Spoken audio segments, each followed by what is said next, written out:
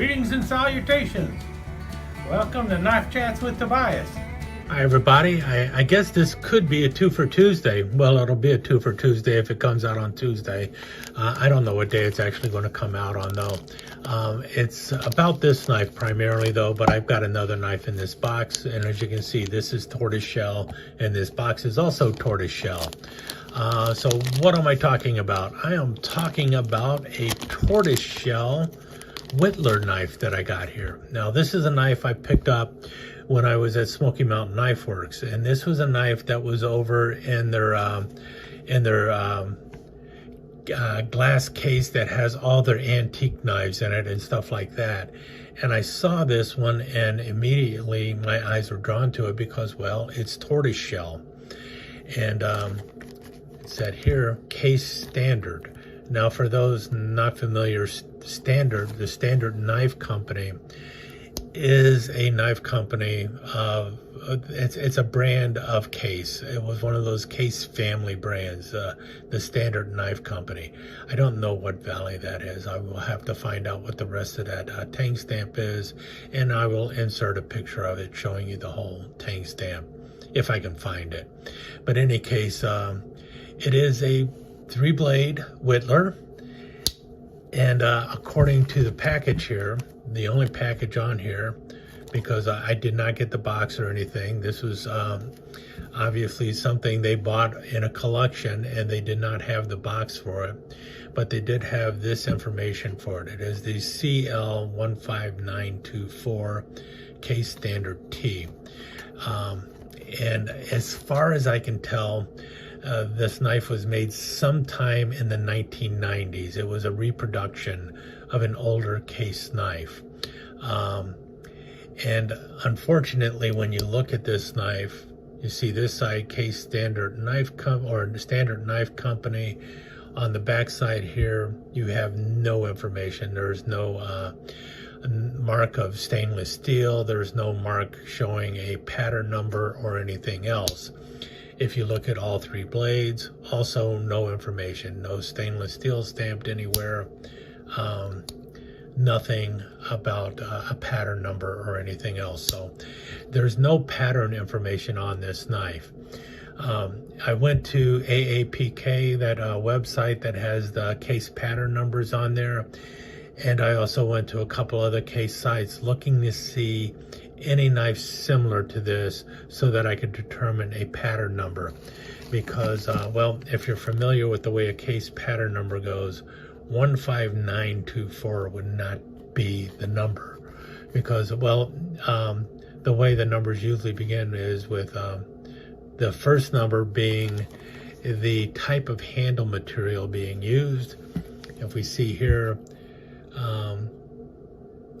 number 1, if this were a 1, it would be solid hardwood, but as we can see, it is a smooth synthetic handle material. That's what I would refer, that's what I think imitation tortoiseshell would be, a smooth synthetic handle material, unless they have something here listed as tortoiseshell. Nope. The best number for that would be a 4, smooth synthetic. The number of blades is 3, so the next number would be a 3. So it would have started with 4-3 if it actually had a Case pattern in here somewhere.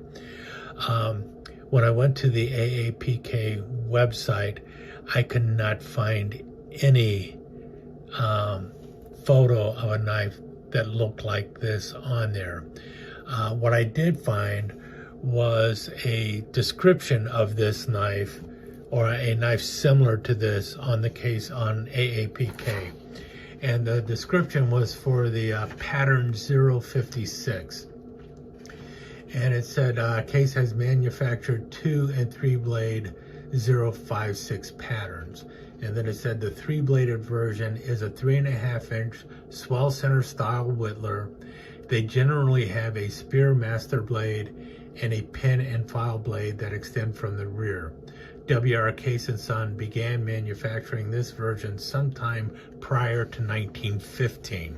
So this, I believe, is a pattern brought back from the past Obviously, the blades are not those that were described in the description at AAPK, but the rest of it does fit that. It's a Coke bottle or Swell center, and it's actually kind of, to me, I would think of it as a reverse Coke bottle because the main blade is coming from the fat end of the knife. So that would normally be the bottom of a Coke bottle, but now we've got it turned topsy-turvy here. And you've got this wonderful clip blade coming out of there. The interesting thing about the clip blade, well, you see it's got the long pull. You got the swedge on this side. Now on the other side, it does have a bit of a swedge working on it, but it's not a similar swedge that you have on this side. And that is something that you would have seen in some of the economy brands back in the day. But this is also not necessarily always seen in economy brands. It was done really for the purpose of getting a nice sharp tip, but not sacrificing too much in the spine. So that's why the swedge would be that way. Yeah, sometimes knives were not made symmetrical for a good reason, because it would work better that way. And I think that's what they have done with this knife. So you've got that really nice clip blade going on there, and it drops between the two pen blades. And both of them also have a long pull, and they also both have a small swedge on the side with the pull and a longer swedge that is kind of running the length of the blade here. So this swedge is interrupted because of the pull, and otherwise it would have run into it and really thinned out the top of the spine. So the spine is not really affected by the swedge up here at the top, but this swedge will allow that pen blade to turn into the wood a little bit better. Really a mirror polish going on there. And it's a nice little small pen blade. And then it also has a second pen blade going on there. Now that is something that you see on a lot of Whittlers. You have two matching pen blades. And the reason they do that is because of how thin the stock of the blade is. It's going to get dull faster because it is a very thin blade, and you're going to have to sharpen it more often. And that's why they're really giving you two pen blades on that blade, and then the longer blade here. The interesting thing though is the original knife would have had a pen blade and a file blade going on. That would have been really cool to have. So this other secondary blade might have been a file blade originally, and this would have been a Spearmaster blade in an original from the 1915s or so. But this is made from sometime around the 1990s, I believe. That's the best I can tell, at least looking online. And it's really a beautiful knife. Now, obviously, it's not going to be one of the easiest to find these days. We'll get to this knife in just a minute, because this one is very easy to find right now. But let's finish with this one first. And we can see here it's got the brass liners, it's got nickel silver pins, nickel silver bolsters. It also has the nickel silver shield. I would have actually preferred it without the shield because, quite frankly, I think the tortoiseshell, the uninterrupted tortoiseshell, looks a whole lot better than the one with the shield in it. However, you know, this shield is very reminiscent of what you would have found in a knife back in the 1910s. You know, it's the way they made them. That shield was a big deal. As you can see, those blades look a little tight in there, and you can also see back here that it is not a split back Whittler. It's just two springs, and they are equal springs. They don't get wider or anything like that.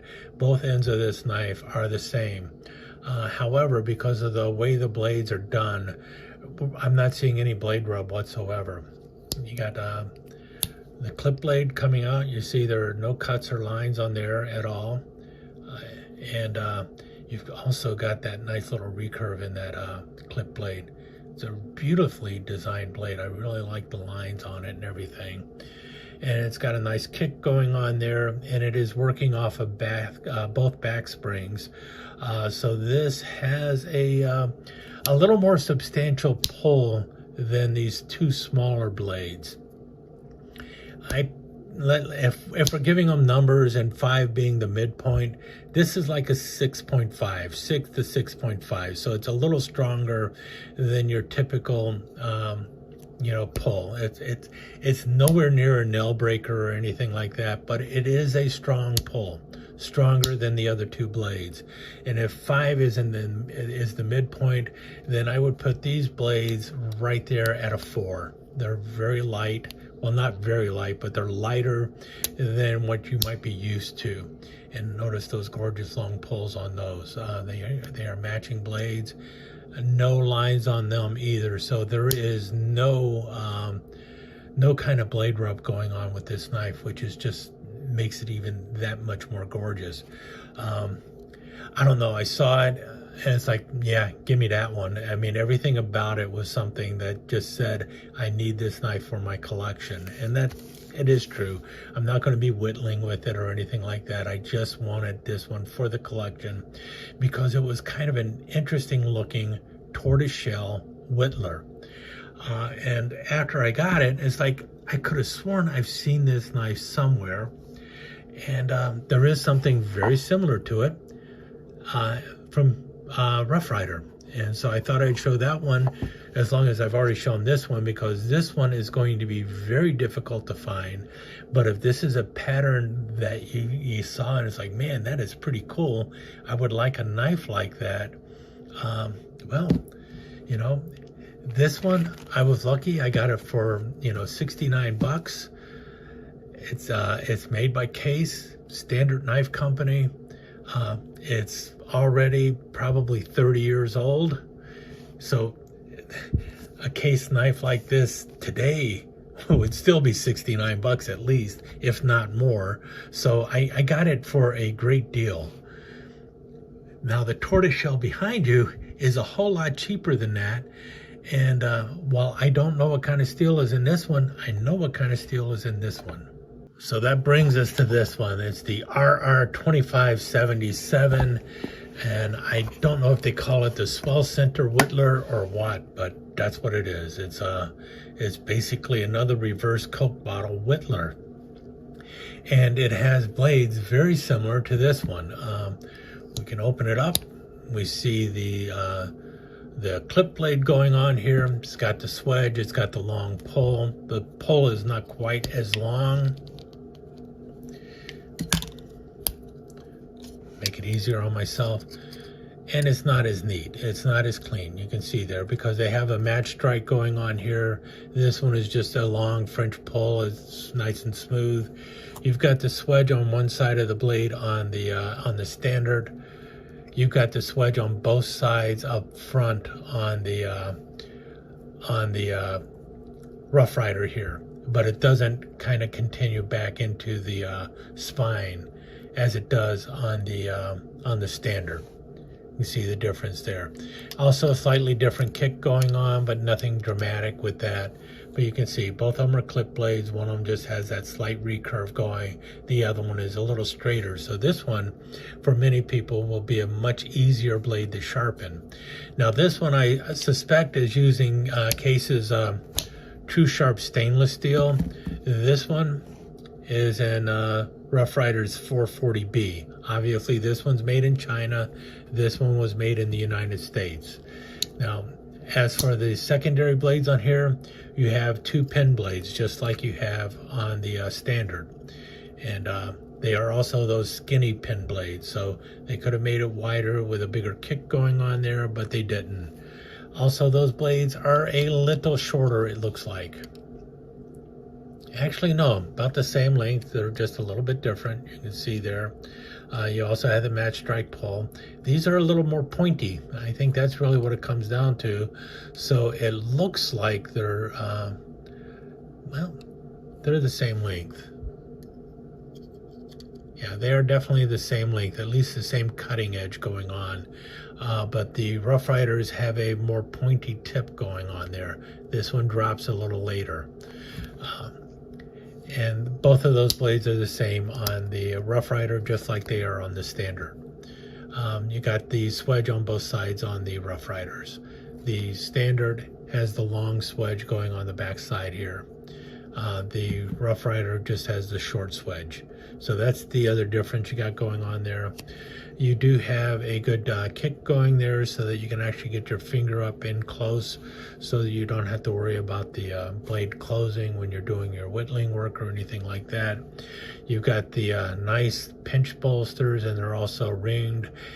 Some people may not like that as much as other people who just like, you know, because some people do like the plain bolster, but these are ringed and pinched. And then you also have the Tortoiseshell shield there, and we already talked about the other shield. This one, I just kind of like the Tortoiseshell shield. It just fits into the theme of the knife, but I also have to admit that just the plain tortoiseshell is pretty cool too. And I've grown accustomed to the tortoiseshell in here with the black liner going on, which kind of dilutes some of the colors in there. It really makes it an interesting tortoiseshell. It's not something you normally see. You got the brass liners going on, and you also have a split back spring here, which provides more space for the main blade in here. Like I said, that space in here is not as crucial. Man, this feels heavier. It really does. It feels heavier than the Rough Ryder. I'm going to have to check the weight real quick. All right, break out the scale real quick. Get you flat. Just going to do it in grams real quick. This is the Rough Ryder. I don't think you can read it. It says 62.6, and this is the standard 62.6. So it's an illusion. They both have the exact same weight, but this one just for some reason felt more solid, more heavy than this one. It's odd the way that happens sometimes, but no, they're the exact same weight, same dimensions pretty much, just the way they're built. This one does have the spline going on there, which should make that one heavier, but I guess this one has a more substantial main blade, I think. So that might be where it balances out. Also, this one has a bigger shield. I don't know. In any case, they're both pretty cool knives. This one, however, is a whole lot less expensive and much easier to find. And that also means that this is one where I might just be picking up another one so that I can take one of these pen blades and turn it into like a coping blade by just, you know, removing a section, cutting it down, and having a coping blade on one side, as opposed to two pen blades, because I do like a coping blade on a Whittler. And then I'll have a Coke bottle, a reverse Coke bottle coping Whittler, and then the regular reverse Coke bottle here. But like I said, I believe this is based off of the old 056 by Case, but I am not 100% certain. What I do know is I just saw it and I was like, man, I gotta have that one. And it is for the collection. This one though, this is the one that I might end up doing some modding to, and pick up another one too, just so I can, you know, put it on the workbench and use it once in a while. 440B, most likely Case True Sharp, but the Case True Sharp that was used back in the 1990s, which unfortunately I'm not exactly sure what steel that might have been at the time. But either way, it's a pretty cool knife, and I really do like that. And I also just like the pattern in general. It's just something kind of neat. With that said, I will let you go. I guess I rambled enough about this knife, but I really do like it. Stick around, I'll do some slide comparisons as well.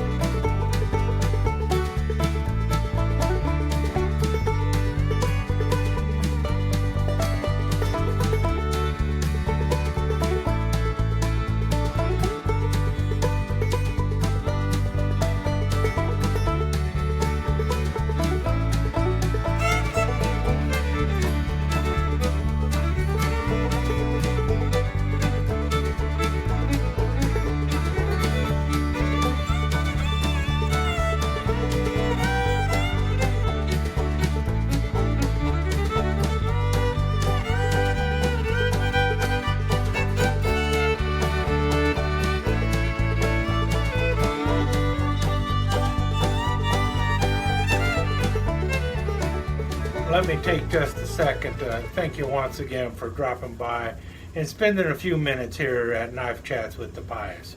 I really do appreciate it, and I do appreciate any comments that you leave.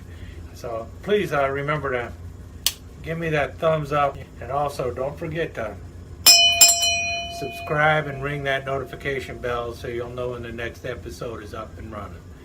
Thanks again for dropping by. Really do appreciate your time here.